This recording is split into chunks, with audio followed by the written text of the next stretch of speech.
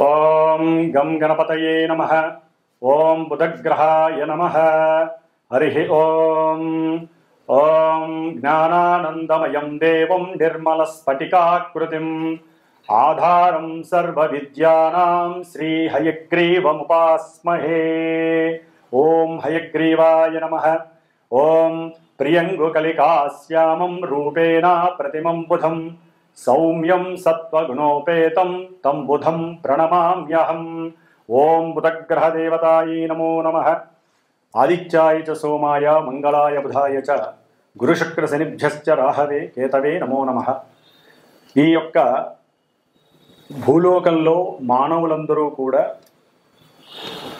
శిరస్సులో అంతర్గతంగా అంతర్లీనమై ఉన్నటువంటి ప్రకాశవంతంగా ప్రతి జీవిలో చైతన్యత్వాన్ని కలుగజేసేటటువంటి బుద్ధి ప్రకాశిత అయినటువంటి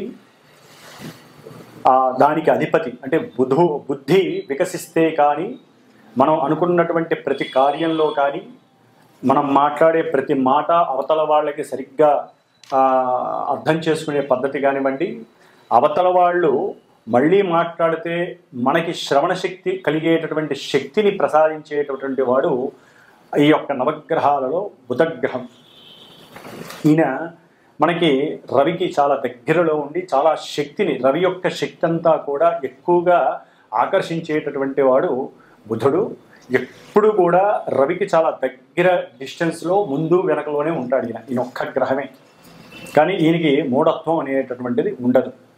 మరి ఈ బుధుడు జాతక చక్రరీత్యా, వైద్య జ్యోతిష్య శాస్త్రరీత్యా వాత పిత్త శ్లేష్మ ఈ త్రిగుణాత్మిక దోషాలని కూడా సరిసమానంగా ఇవ్వగలిగినటువంటి వాడు బుధుడు. అట్లాగే మన శరీరంలో నఖశిఖ పర్యంతం ప్రతి అవయవము పనిచేయాలన్నా, రక్త ప్రసరణ జరగాలన్నా, మనలో పంచేంద్రియాలు తటస్థంగా లేకుండా ఒక పద్ధతిలో అవి కరెక్ట్గా పనిచేసి మనకి కావలసినటువంటి దాన్ని ఆస్వాదించాలన్నా, అవతల వాళ్ళకి సహాయం చేయాలన్నా కూడా ఈ యొక్క బుధగ్రహానికి సంబంధించినటువంటి నరాలకి ముఖ్యమైనటువంటి గ్రహం బుధుడు. కాబట్టి ఈ బుధుడు ఇంకా ట్రాన్స్పోర్ట్కి సంబంధించినటువంటి వాడు, అట్లాగే విద్యకి సంబంధించినటువంటి వాడు, ముఖ్యంగా గణిత శాస్త్రానికి, జ్యోతిష్య శాస్త్రానికి సంబంధించినటువంటి వాడు ఈ బుధగ్రహం.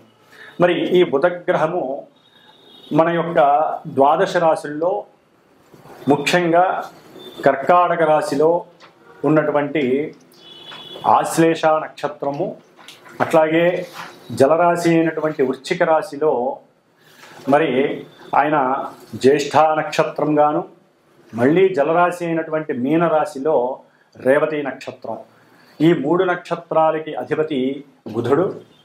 అట్లాగే మేషరాశి నుంచి 3వ రాశి అయినటువంటి మిథున రాశికి, 6వ రాశి అయినటువంటి కన్యా రాశికి కూడా, అంటే వ్యాపార క్రయ విక్రయాదులని సూచించేటటువంటి, అట్లాగే బంధువులని, ఇరుగు పొరుగు వాళ్ళని, సహాయ సహకారాలని, అట్లాగే శత్రు రోగ రుణస్థానాలని, ఆంతరంగికంగా కుటుంబంలో తల్లి తరపు కానీ తండ్రి తరపు కానీ బంధువులు అంటే మేనకోడళ్ళు కావచ్చు, మేనమావులు కావచ్చు, మేనత్తలు కావచ్చు, బావమరుదులు కావచ్చు, ఇట్లా ఎన్నో రకాలైనటువంటి బాంధవ్యానికి సంబంధించినటువంటి బంధువులను సూచించేటటువంటి గ్రహం ఈ బుధగ్రహం. మరి ఈ బుధగ్రహం మామూలుగా ప్రతి నెల కూడా ఒక 30 రోజులకు ఒకసారి ప్రతి రాశిని కూడా సంచరిస్తూ ఉంటుంది. కానీ ఈ సంవత్సరంలో ఈ నెలన్నర కాలంలో దాదాపుగా అతిచారాన్ని గ్రహించి ఆ బుధగ్రహం 3 రాశులు మారింది.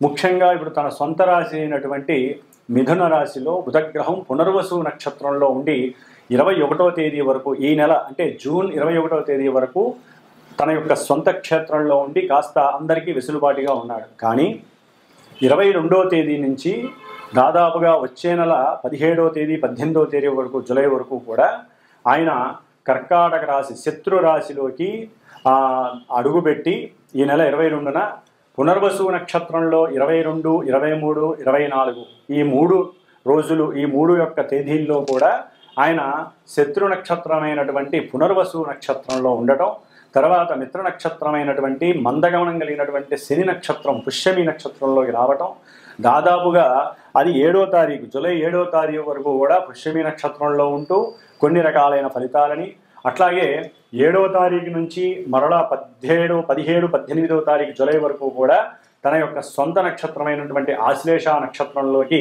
ఈ బుధగ్రహం సంచరిస్తూ మరి కర్కాటక రాశి అనేటటువంటిది మనకి చక్కటి సౌకర్యాన్ని ఎన్నో రకాలైనటువంటి కంఫర్ట్నెస్ని కూడా సూచించేటటువంటి స్థానము. ముఖ్యంగా ఎన్నో రకాలైనటువంటి విద్యలని, తల్లి యొక్క ప్రేమ అనురాగాలని, గృహాలకి సంబంధించినటువంటి విషయ పరిజ్ఞానాన్ని, అట్లాగే మాతృ సౌఖ్యము, గృహ సౌఖ్యము, భోజన సౌఖ్యము, ప్రయాణ సౌఖ్యము, ఇన్ని రకాల సౌఖ్యాలని ప్రసాదించే స్థానం చతుర్థ స్థానం. మరి ఇది చంద్రుడు అధిపతి కావడం, బుధుడు ఈ రాశిలోకి రేపు 22వ తారీఖున అడుగుపెట్టి జూలై 18వ తారీఖు వరకు కూడా అక్కడే ఉండి తను నడిచేటటువంటి నక్షత్రానుసారము మరి శత్రు నక్షత్రంలో ఉండి ఆయన ఇచ్చేటటువంటి ఫలితాలు మేషరాశి నుంచి ద్వాదశ రాశులు అంటే మీనరాశి వారి వరకు ఏ రాశుల వారికి ఈయన ఏ ఆధిపత్యాన్ని కలిగి ఏ నక్షత్ర స్థితిలో ఉండి ఎటువంటి ఫలితాలని కలుగు చేస్తాడు అనేటటువంటి విషయ పరిజ్ఞానంలోకి మనం గనక అడుగు పెట్టగా ముందుగా మేషరాశిని మనం చక్కగా మేషరాశి నుంచి మీనరాశి వరకు చక్కగా ఈ నెల రోజులు ఏ విధంగా వారికి బుధగ్రహాన్ని అంటే వ్యాపార గ్రహం, వ్యాపారానికి అన్ని రకాల వ్యాపారాలకి సంబంధించినటువంటి గ్రహం ముఖ్యంగా బుధగ్రహం. కాబట్టి ఈ బుధగ్రహం ముఖ్యంగా ఈ యొక్క పేపర్ ప్రింటింగ్ వ్యవస్థలకి సంబంధించి అది డబ్బులు నోట్లు కావచ్చు, లేకపోతే ప్రామిసరీ నోట్లు కావచ్చు, పుస్తకాలు కావచ్చు, అచ్చు వేసేటటువంటి ముద్రణలకి సంబంధించినటువంటి ప్రింటింగ్ ప్రెస్సులు కావచ్చు, లేకపోతే టైప్ రైటర్స్ కావచ్చు, కంప్యూటర్ అంటే సాఫ్ట్వేర్ కంప్యూటర్స్ కావచ్చు, ఏదైనా సరే ముఖ్యంగా రైల్వే, తంతి తపాలా అంటే మనకి పోస్ట్ మ్యాన్లు, పోస్ట్ ఆఫీసులు, మనీ ఆర్డర్లు, ఇట్లా వీటికి సంబంధించినటువంటివి, అట్లాగే మన కమ్యూనికేషన్ వ్యవస్థ ఆర్థికపరమైనటువంటి ఫోన్పేలు కానీ గూగుల్ పేలు కానీ ఇట్లాంటి ఆర్థికపరమైన వ్యవస్థ కావచ్చు, రచనలు, వ్యాసాలు రచించేటటువంటి అంటే చిత్ర పరిశ్రమలో ముఖ్యమైనటువంటి వారు ఎవరైతే ఉంటారో వారు కానివ్వండి, బ్యాంకు వ్యవస్థలో అకౌంటింగ్ సంస్థకి సంబంధించినటువంటి అకౌంట్స్గా పనిచేసేటటువంటి వారు కానీ, చార్టెడ్ అకౌంట్స్ కానివ్వండి, ఇట్లా నటనా వృత్తికి సంబంధించి లేకపోతే ప్రింటింగ్ వ్యవస్థకి సంబంధించి చిత్ర పరిశ్రమలో ముఖ్యమైన వాటికి సంబంధించినటువంటి ఈ బుధుడు మరి జలరాశి అయినటువంటి శత్రురాశి అయినటువంటి ఈ యొక్క కర్కాటక రాశిలోకి ప్రవేశించినప్పుడు ఏ రాశుల వారికి ఏ భావాల పరంగా ఆయన ఫలితాలు ఇస్తాడో మరి ఇప్పుడు తెలుసుకుందాం. ఓం ధనుస్సు రాశి వారికి ఈ నెల జూన్ నెల 22వ తేదీ నుండి జూలై 18వ తేదీ వరకు కూడా దాదాపుగా ఈ నెల రోజులు వీరికి ఆకస్మికంగా వ్యాపారపరంగా ధనలాభం కలగచ్చు. వీరు అంతకుముందు చేసినటువంటి సహాయ సహకారాలని తను చేసేటటువంటి సేవక వృత్తిలో వారు గమనించి వీరికి ఆకస్మికంగా ఏదైనా సహకారం చేసి వీరిని శాంతిగా ప్రశాంతంగా ఉండేటటువంటి అవకాశం కలుగుతుంది, ఆనందపడేటటువంటి అవకాశము కలుగుతుంది ధనుస్సు రాశి వారికి. అట్లాగే వీరికి అనుకోకుండా కాస్త దూర ప్రయాణం చేసేటటువంటి అవకాశము, ధార్మిక చింతనతో కూడినటువంటి దైవభక్తిని ప్రదర్శించుకునేటటువంటి సమయము ఆసన్నము ఈ నెల రోజుల కాలంలో ఉందని చెప్పుకోవచ్చు. అట్లాగే వ్యాపార సహాయ సహకారాలకి ముఖ్యంగా ఇరుగు పొరుగు వారు కొంత మాట సహాయం చేసిన, మీకు అతి దగ్గరలో ఉన్నటువంటి మేనరికానికి సంబంధించినటువంటి వారు మేనకోడలు కావచ్చు, మేనల్లులు కావచ్చు, మేనత్త కావచ్చు, ఎవరైనా సరే ఆర్థికంగా సహకరిస్తారు. అవసరమైతే మీరు వ్యాపారానికి కానీ ప్రయాణానికి కానీ మీరు కనుక నోరు తెరిచి అడిగితే సౌఖ్యవంతమైనటువంటి వాహనాన్ని కూడా మీకు చక్కగా ఇచ్చి మీ ప్రయాణానికి వీరు వెసులుబాటుగా ఉండి చక్కటి సహాయ సహకారాలు మీకు అందిస్తారు.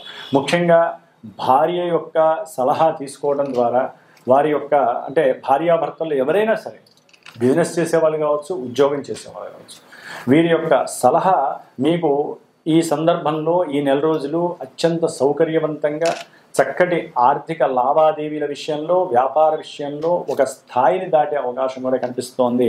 ముఖ్యంగా భౌతికపరమైనటువంటి సుఖాలకు ఏ విధమైనటువంటి లోటు ఉండట్లేదు. ఉద్యోగంలో మంచి అభివృద్ధి కనపడుతోంది. అంటే మీరు ఏదైతే ఆశిస్తారో అది దొరకదని భావిస్తారో ఆకస్మికంగా అది మీకు లభించే అవకాశం ధనుస్సు రాశి వారికి కనిపిస్తోంది. ఎందుకంటే బుధుడు బుద్ధిని శాసిస్తాడు. కాబట్టి ఒక రకంగా చెప్పాలంటే వీరు వ్యాపారంలో ఇది చేద్దామా అది చేద్దామా, అట్లాగే ఏదైనా ఒక ఉద్యోగం వస్తుంది, ఆ ఉద్యోగంలో మళ్ళీ అది వరకు పెట్టుకున్న ఉద్యోగం వస్తుంది, ఈ రెండు ఉద్యోగాల్లో ఏది చేయాలో నిలకడ తెలియనటువంటి పరిస్థితి. ఏదో ఒక ఉద్యోగాన్ని అయితే పట్టుకుంటారు కానీ కన్ఫ్యూజన్ స్టేజ్, అంటే బుద్ధి అనేది సంచరిస్తూ ఉంటుంది అటా ఇటా అనేటటువంటిది. అప్పుడు సరైన డెసిషన్ తీసుకోవడం ద్వారా మీకు అది సౌకర్యవంతంగా ఆరోగ్యపరంగా ఉంటుంది. ముఖ్యంగా మీ యొక్క అధికారుల యొక్క ఆగ్రహానికి గురి కావడం ద్వారా కొంత ప్రశాంతతను కోల్పోయే పరిస్థితి కలుగుతుంది.